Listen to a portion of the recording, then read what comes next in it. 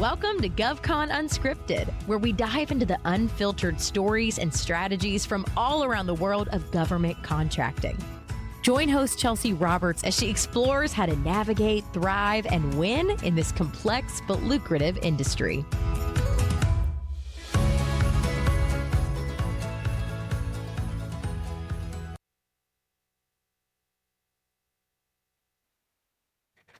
All right. Hey, everyone, and welcome back to GovCon Unscripted. I'm your host, Chelsea Roberts, CEO of Collaborative Composition. Today, I've got with us a special episode with two of our fun guests. We've got Harlan Bennett, who is the VP of Operations for the American Network for Innovations and CEO of Ever Evolving Inc., and Rick Fernandez, who is the president of the American Network for Innovation and president of 2020 Innovations. So, Harlan, who are you and what do you do? I'm Harlan Bennett, like he's mentioned, CEO at a company called Ever Evolving Inc. The whole idea with Ever Evolving is to put together the three primary pieces that we think are most pertinent for innovation, which is innovation management, agility, and data management, ensuring that instead of taking guesses and making gambles, you actually know that you're making progress in the direction of your innovation. With that charter, we've been working all over the place to help push the message of innovation, its importance, and the importance of the management that goes behind it, which is the reason why you're speaking with us guys today here with the American Network for Innovation. Our whole primary purpose and our mission is to help educate the market about innovation management, why it's important, how it can bring value to an organization, and with it, the standards that are being developed internationally for innovation management as part of our work. Very interesting. This is going to be a great conversation. And Rick, who are you and what do you do? Yes. Hi, Rick Fernandez. Currently, I have a couple of roles. I'm the president of the American Network for Innovation, which we thought was very necessary. We can go into that later. And then I'm also president of 2020 Innovation, but I also have another role, which I did not mention, which is I'm the director of the Innovation Management System Professionals that certifies professionals at different levels of their professional development related to innovation management, different hats, right? But I got into innovation because I worked for a few years with the Florida Farm Light, and we won the first time Deming Prize outside of Japan. And that led me to basically establish my own company. And then since then, I was working more in the quality field, total quality management, but then as innovation took off, we focused more on just innovation, which is why the focus on innovation now. The standards that Harlan mentioned are very comprehensive. For anybody who is knowledgeable about ISO or ISO standards in general, I'm sure that they know about ISO 9001, because that was like the granddaddy of them all, right? But if you think about ISO 9001, or if you are certified as 9001, you're going to be able to have something similar because 6001, which is our version of the 9001, okay, just focuses on innovation rather than focusing on quality, okay? So that one is the main requirement standard, but there's a lot of other standards that we can talk about that are related. Very interesting. This is going to be a super fruitful conversation. So just for a little bit of background and context, I am very well versed in innovation, and I'm also pretty well versed in standards and standards bodies. I've given talks at various conferences about the needs for standards in various environments in which they don't currently exist. And innovation is absolutely something that has been coming up more and more in conversation. And for a while now, some people may speculate that it's gone a little off the rails, everybody doing innovation or what they consider to be innovation in a special, unique, different way that is everything's innovative about it. What they're doing is innovative, what they're delivering is innovative, how it comes out is innovative. And that's not always necessarily the truth. There's not always innovation where innovation is being peddled.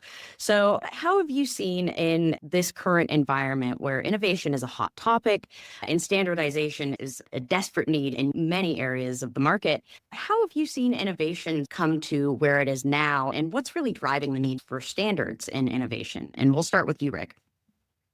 There's a need for an innovation culture. In the U.S., we have a lot of people saying we innovate, but there's three key areas that they need to consider. One, is there innovation? Do they have a process? Okay. And is it sustainable? Is it systematic? And is it strategic? Okay. So you need to have those three S's. You need to be able to do those things in an integrated fashion, as well as sustainable, not from the point of view of environmental, but on a regular basis. So you have a regular production of innovation projects, products, and services that you can actually commercialize. Okay. Otherwise, what happens is the product that you had before eventually becomes obsolete. Now you're left with nothing and you're at the top of your S curve. And what happens? You're either going to get a new innovation and keep growing, or you're going to just die. Okay. And there's many organizations like that. If you think about, for example, Kodak. Okay. Kodak was the premier for film delivery. Then came Fuji. But after they started losing their market share in their R&D department, they actually developed the first digital camera. Okay. Wow. But then when the engineers showed it to the CEOs and to the executive board, said, no, it's okay. Just put it aside. We just continue to do better film. Okay. In the meantime, they lost the biggest change in photography and film that ever existed, where everything went digital. Okay. So now they have these little cameras and, they're barely surviving.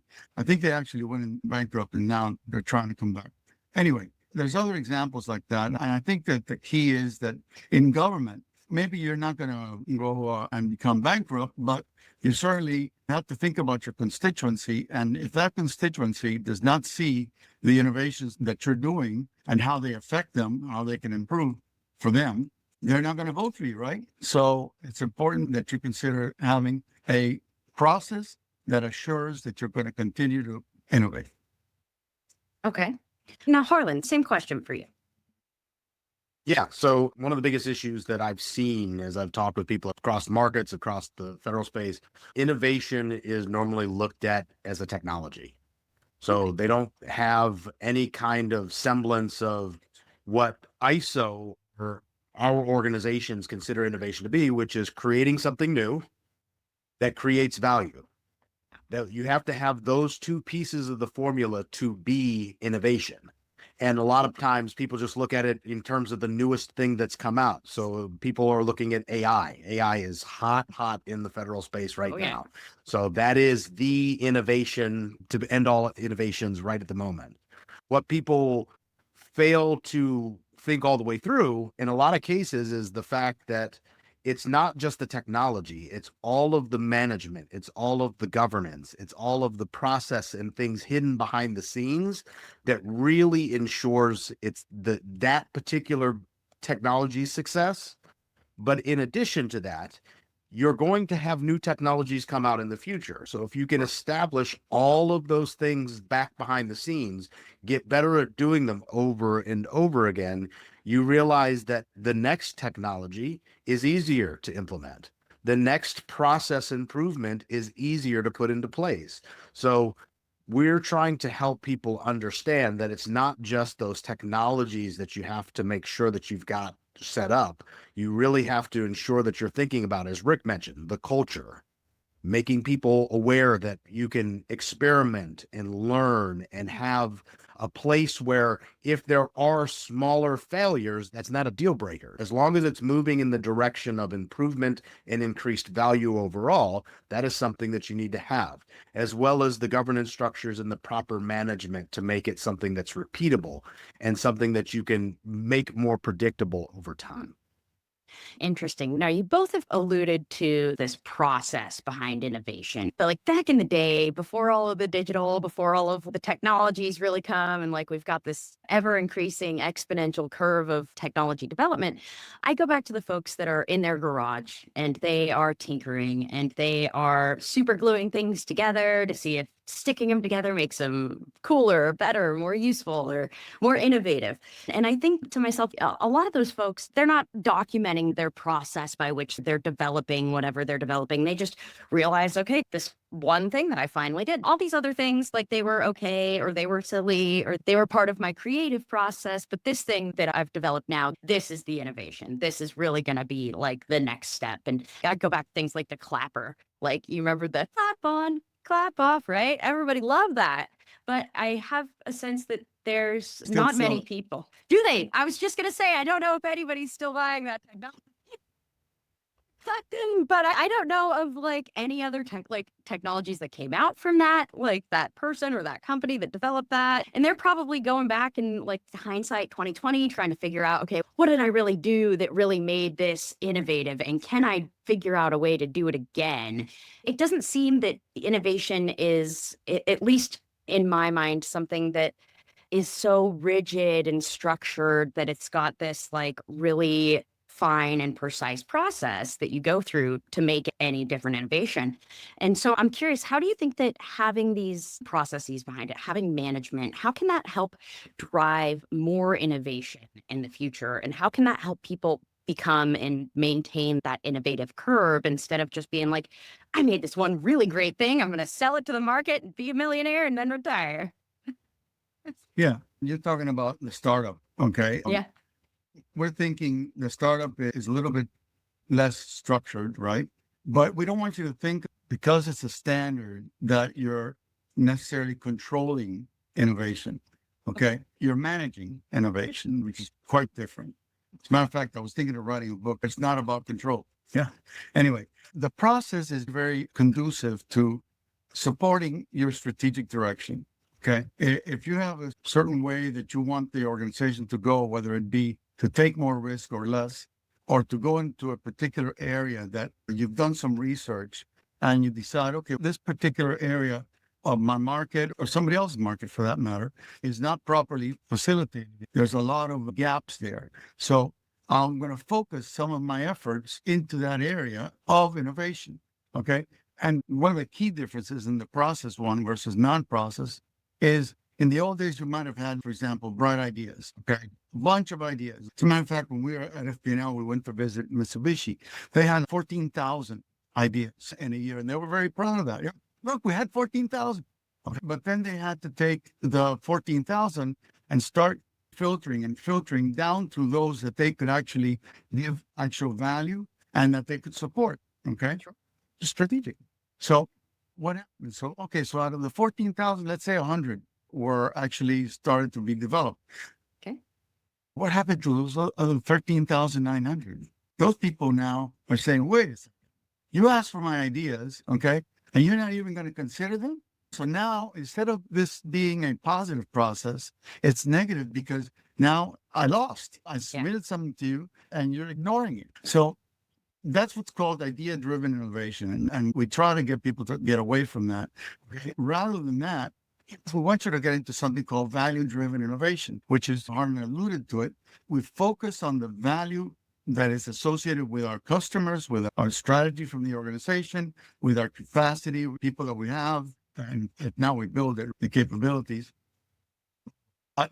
Once we get to the nitty-gritty, we create something called an intent. This is where we want to focus our efforts. Then from there, that's when we start drawing new opportunities, right? New ideas. Then those ideas are conglomerated, create a concept. We validate that concept.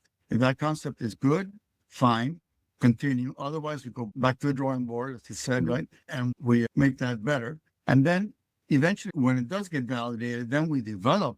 At that point, we develop the actual innovation and we commercialize it. And if it doesn't get commercialized, you can have 1,000 patents, right? But if those patents are not commercialized, they're really not innovations. So that's the key. That's the operational process that I was talking about. But it's more complex. If you're familiar with 9001, you know, you have your leadership, you have your strategy, you have your culture, you have your support systems and so forth. And what Harlan focuses on a lot, which is to measure how well you're doing along the way, make sure you don't get lost, and then to make sure that you're getting the bang for the buck. And I'm going to ask Harlan, come back to me later about ecosystem, okay? But Harlan, why don't you tell us about how you can get the best mix with your portfolio and the stuff that you're doing in your projects? One point before I jump into that, the thing about the serendipitous approach to innovation, which was your original example with the clapper, right? Yep. There are so many people, so many entrepreneurs that come out that have an idea, something that solves one very specific niche, and they get incredibly excited about it. They create a product and it's a raving viral hit. Yes. That's never going to go away. But for many organizations, the whole point of starting a company or an organization wasn't just to command a whole bunch of money for one particular product. It was to solve a mission. It was to accomplish a set of goals. And the thing about those goals is a lot of times they're not just something that's not a one and done kind of thing. You can't just create the one product or the one process and be finished and accomplish the goal. So how do you continue to assess the value? How do you continue to know that you are making improvements and you are accomplishing your mission? Well, Rick mentioned a lot of the work that we're doing with these standards is ensuring that there is strategic alignment. So you can see as you're making progress, as the new innovation comes on board, as the next innovation comes on board, that is helping you get closer and closer to ultimately achieving your mission.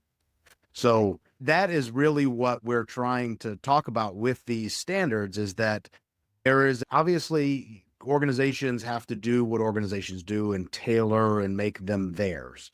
But there are a set of foundational elements, and Rick walked through the process very well.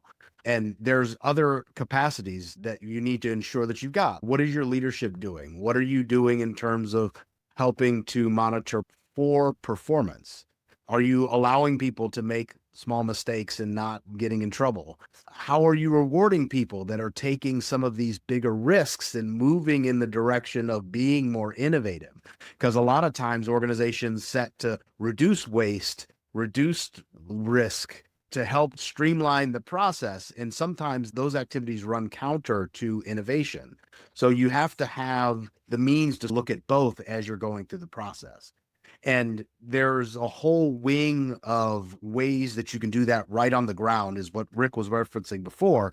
We're writing a standard right now on innovation portfolio management. So think of the vast amount of improvement that has happened in terms of project management and program management and portfolio management for traditional things. We've got the largest PMI group in the entire United States here in the Washington, D.C. region for the federal space specifically. Why? Because hundreds of millions, if not billions of dollars has either been gained or saved as a result of project management. Those similar types of processes, as it comes to portfolio management with innovations, can also push you in a direction that is going to either gain the organization hundreds of millions, if not billions of dollars, or save them that type of money. So looking at the innovation portfolio and all of the innovation initiatives that are there, aligning those initiatives strategically and aligning them from a thematic perspective, whether that's all of your AI pieces, whether that's your cloud pieces, however you've got to do to gain those synergies across the board. And then ensuring that at the end of the day, you have a process that can monitor the way that those projects and those initiatives are being done, and managing the resources that are working within them, and then getting that value at the end of the day and ensuring that it aligns back to your strategic objectives. Interesting. Now, that's a lot to unpack, because I know, especially when we talk about the government sector, there's an innovation for everything. And a lot of them, there's one program comes to mind. I'll just pick on it because I have a tendency to get on the soapbox about these types of things. But it is the SBIR program, in which you've got lots and lots of small companies that come in and then they try to do something innovative within the constraints of a government portfolio of innovations. Now, the number of innovations that transition from that position of innovation into the position of being of value is minimal. There is really not a whole lot of transition happening here. So where do you think that the benefit would be in adding some innovation management practices into programs like the SBIR program? And we'll start with you, Harlan. Sure. Yeah. R&D, I did quite a bit of R&D. I worked for Lockheed Martin way back in the day, and I've got Yes. quite a bit of experience working on R&D projects. Like you said, a lot of times there's extra money to do one really small problem or focus on one really small issue or something very niche, which Right. isn't necessarily a bad thing from the traditional approach to tackling a market or going out and being an entrepreneur or anything else. The issue is that the entrepreneur, when he does it, he's looking at all of the other opportunities, all the adjacent opportunities, all of the other ways in which to commercialize that particular solution, so that he's not creating something just for one singular customer. He's creating something that can serve an entire market segment. And that's a significant piece that's missing from a lot of these SBIR dollars, is they're just solving that one problem, which normally is focused on one particular client. So as you approach it, first and foremost, if you're looking at it to realistically turn into something that's more of a true innovation, you're looking internal for your own organization. Would building that solution help you as an organization go in the direction that you're trying to go? So if there's underlying components or pieces that continue to drive you in a direction, that's one reason to pick up that SBIR. Two is, if you've got that, once you start to do that work, do you have other people outside of that immediate client that ask for it that you think that you could sell to? And it's not just the thought of, yeah, I think I can sell to these other people. It's, hey, I'm working on this solution. It's validating with them before the solution has even gotten started. Is this something that you need? Would this be something that could be helpful to your customers or for your clients? And then working in their requirements at the same time as working in the SBIR proposers' requirements at the end of the day. Because if you can incorporate a couple different flavors of innovation and requirement into the package to start with, you may have a package at the end that is then marketable and something that you could sell as an innovation to multiple clients into a particular market segment. Really interesting point that you've brought up is thinking about that end use and the end user case of all of the different sort of opportunities that you've gotten, that you might be able to expand to other outcomes, other areas in which this problem may be consistent and may be solvable. And I think that there's a distinct difference there between companies and individuals that kind of are, and sometimes even agencies for that matter, but they start with this pipe dream mentality. And it's, this is going to be the most amazing, the greatest, the biggest thing for this group of people. And it never makes it out of that because one person has enough excitement to put a little bit of money to it, like them looking elsewhere for other areas in which it might also solve problems, and be going out there and testing the market, asking the market, getting some input and feedback as to whether the solution is something that would solve other problems or solve the same problem for other groups of people. So I think that's definitely an area where there could be some improvement and some structure given to that. Now, Rick, I'm curious to get your thoughts on the same thing, and how can companies make sure that when they get into things like these SBIRs, which Harlan mentioned, are typically very specific, they're topic focused, they've got kind of one intention from that ultimate requirements holder, the end user who put that requirement out in the SBIR. What's something that they can do to try to get out of that one lane focus? And how can they leverage some innovation management standards to help them not only innovate in this case, but innovate in other cases? Well, I like to think of a very simple recipe. Okay. You want to take your intent, okay, and you want to create your innovation portfolio, your set of innovations to want to work on, such that you maximize the value, okay, you minimize your resources, you minimize your risk, okay, and you minimize your time. So it's a balancing act, right? If they're only focusing on one particular innovation because they're trying to meet the SBIR requirements, they may be forgetting about all these other opportunities that they have, right? As a matter of fact, there's different levels of innovation. Yeah, there's 4 levels, okay? But you can have as little as what considered in 9001 a continuous improvement, okay? Some minimal Kaizen type of improvement. Or you can have a blowout disruption type of improvement when Apple came up with their iPhone. The problem is with some clients in America, one of the biggest sugar mills in particular, they wanted to get into innovation so badly that they put all their resources and all their efforts into innovation. Everything they did was innovation. Okay? Guess what? By doing all that, what happened to your regular stuff, your daily operational stuff? Yeah. You forget about it. So you got to be ambidextrous. On one hand, you have to be able to do that innovation focus there, but then you got to balance that with the daily work that you regularly have to do. Otherwise, you're going to forget about your real business in the first place. That organization was part of a big chamber of commerce, okay, of all sugar mills. And we had a project there. We created an innovation management office, similar to the concept of a project management office, but innovation management focused. It was run virtually, me from the States, from Miami, another one of our partners there in Latin America. But the point is that we were able to went exactly through the process. We focused on their intent. We strategically developed maybe about 100 different potential projects. And then we focused on three out of those 100, okay?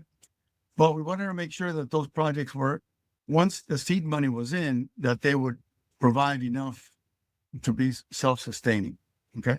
And provide money for the next project. It went so well that we actually were awarded a prize. They were awarded a prize, a regional prize for innovation and for technology and so forth.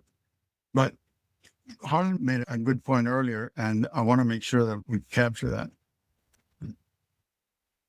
Focusing only on technology is not necessarily innovation, okay? We got to focus on those things that are not technology also. Annie is an IMSP, most of those that I'm with. We're going to be working with the International Association for the Management of Technology, a 30-year organization, to bring technology and innovation together, okay, to make that bridge, right? I think for governments, it's crucial that they maybe, say, starting with a local level, maybe at a Chamber of Commerce or Economic Development Council or something like that, they put together a group that focuses on this in particular, the whole idea of using innovation management standards so that it gives everybody a way to do this logically and sustainably, all right? Similarly, at a state level, you could do the same thing. At a federal level, it's going to be a little tougher. You'd have to get either the I don't know what it's called in the Navy, but in SA, let's say, okay. And this happened, by the way, when 9001 came out. 9001 wasn't a big deal.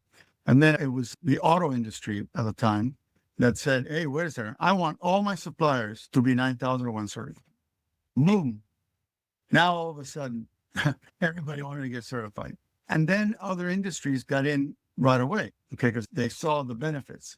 Here, it's hard to show the benefits yet because it's a newer standard, but the benefits are there, okay? Spain, for example, already has, I think, like 500 to 1,000 companies that have gotten certified to 6001, okay? We don't have anybody, okay? We have some companies that are in the process, prepared for it, but it isn't just the certification that's important, it's the process. It's how you do it. Like when we were going for the award for the Deming Prize, we focused too much on the award. We didn't focus that much on the process. And that we still got good benefits, but we could have gotten more benefit if we had focused on the actual process. I think that the other thing that we haven't talked about is the whole concept of ecosystem, okay?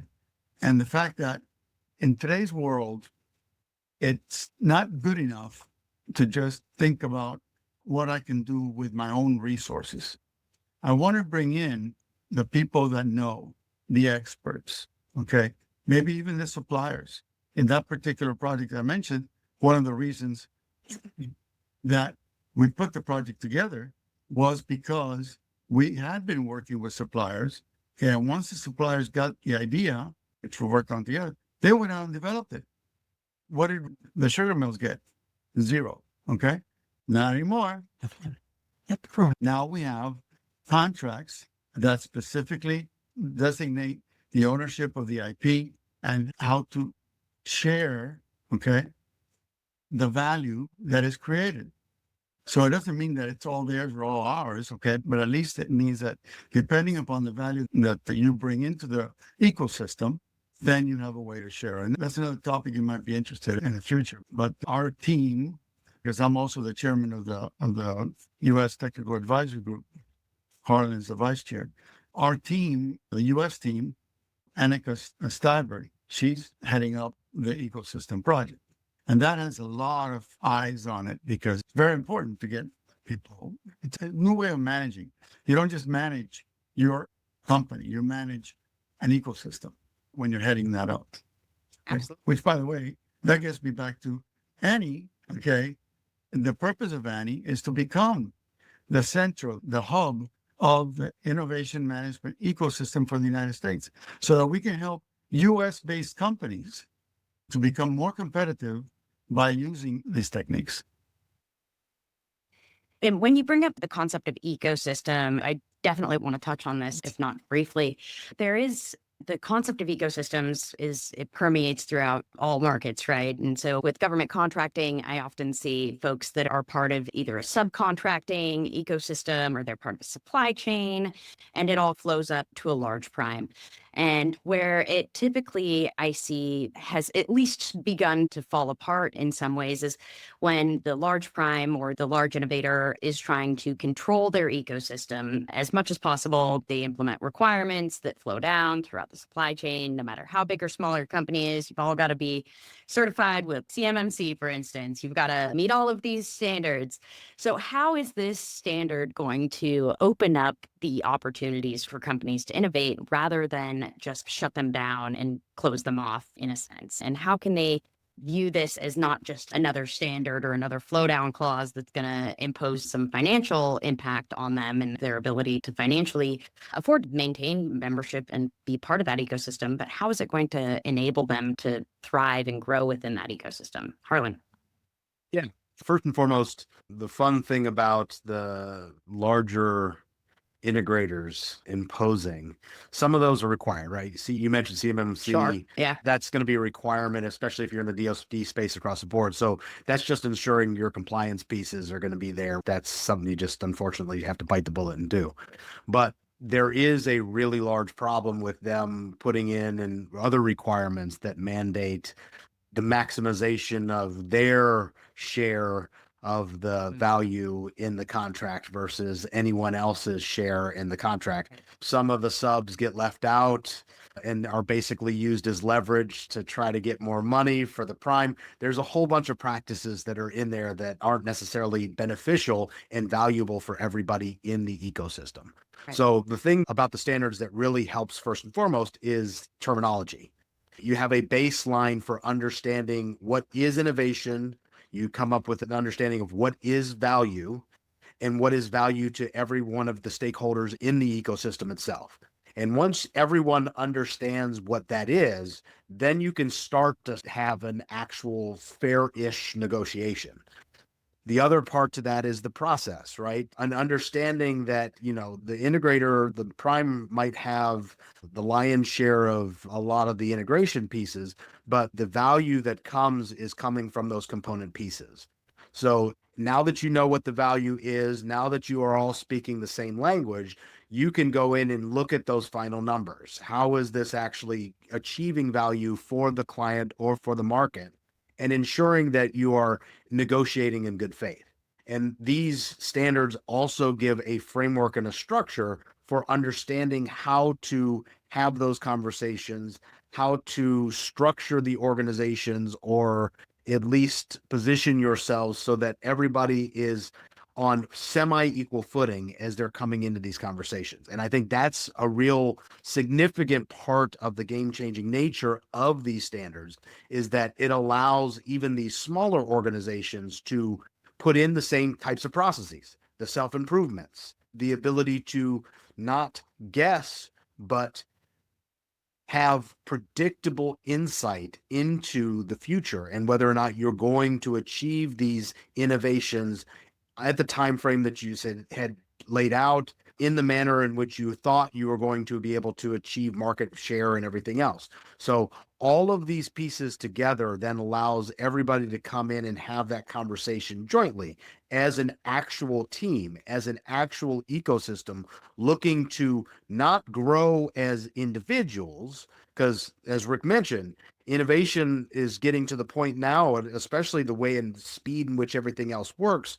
Innovation is no longer an individual game, it's a team sport.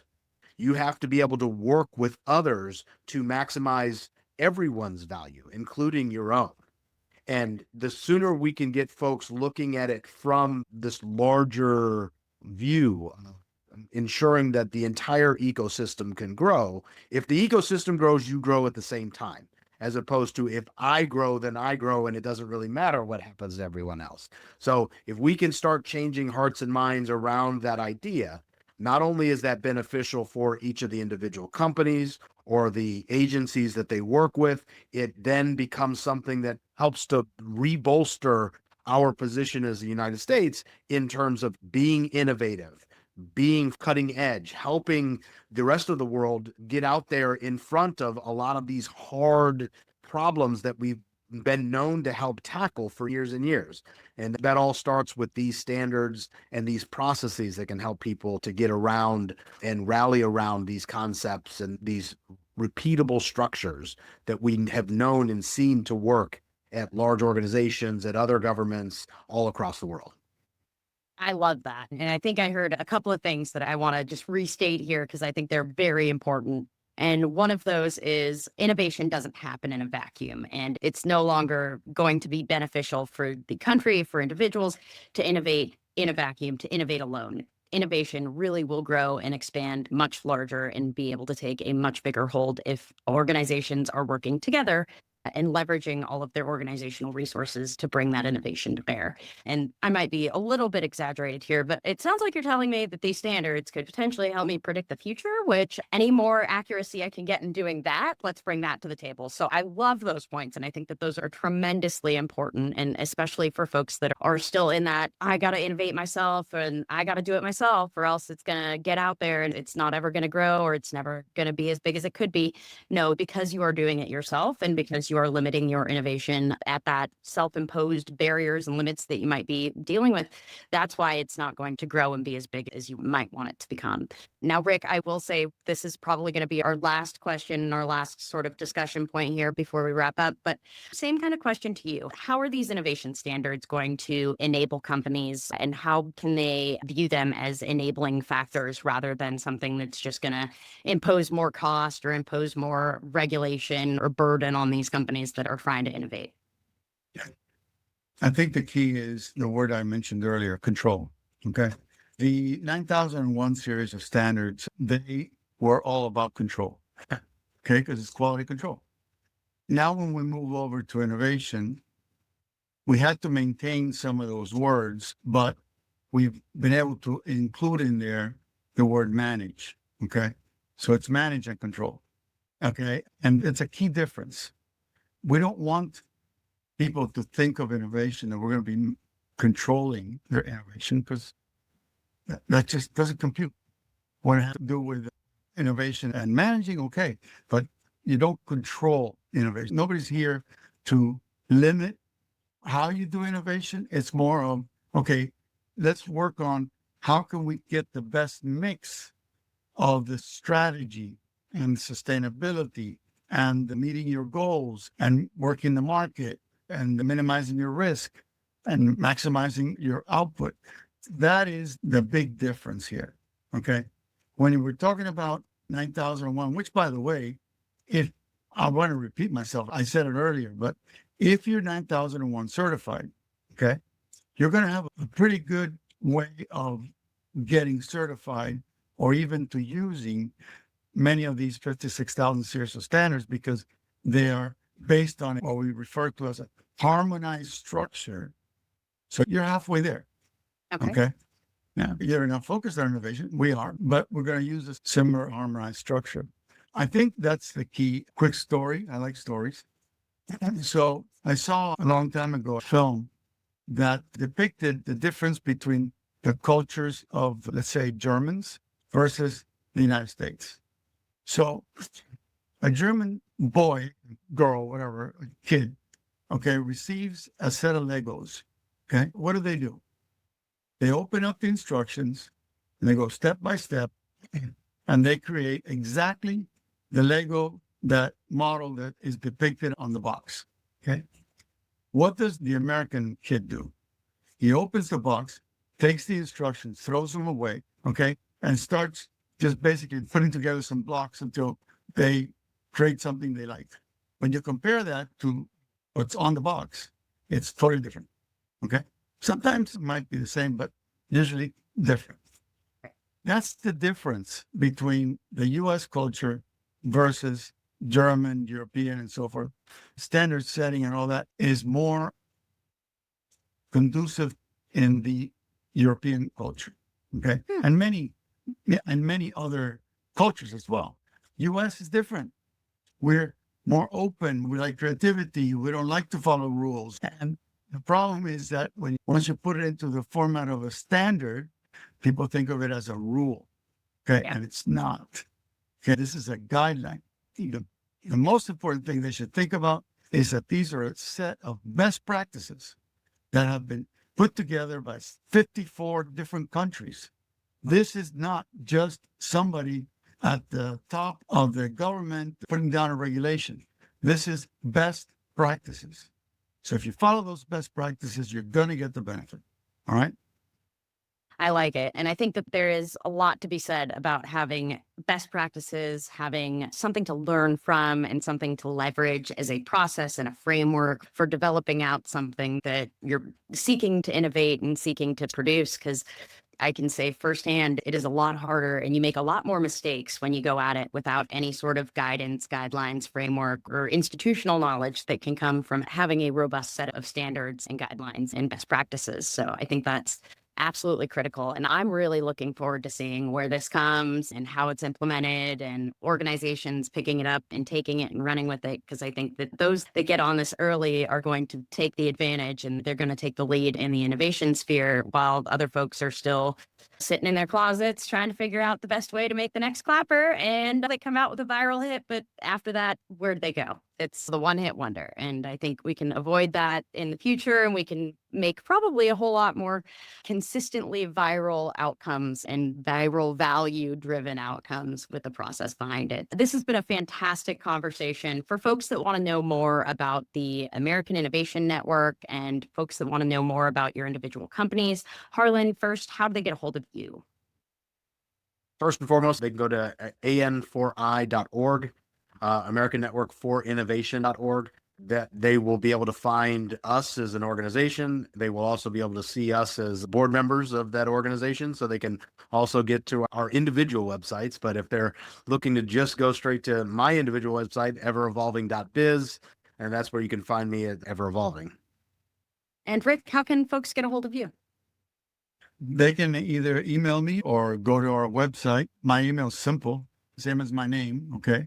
It's rick.r.fernandez@gmail.com, or they can go to 2020-innovation.com. And either way, they can get a hold of me. Yeah. Perfect. We are going to get all of those links in the show notes for folks so they can click directly from the episode. And this has been a fantastic conversation, guys. Thanks, you guys, for showing up on the show today. We'll have to have another conversation as these things start to develop and things start to be implemented. I would love to see how they come along. So I really appreciate your time today. Thanks, guys. Thanks, you, Chelsea. Okay. All right. And for everyone else, don't forget to come back to next week's episode of GovCon Unscripted. Do your part, leave a heart, leave a comment, share, subscribe, do all the things to get this podcast into your friends' ears. And we'll see you next week on GovCon Unscripted. Thanks all.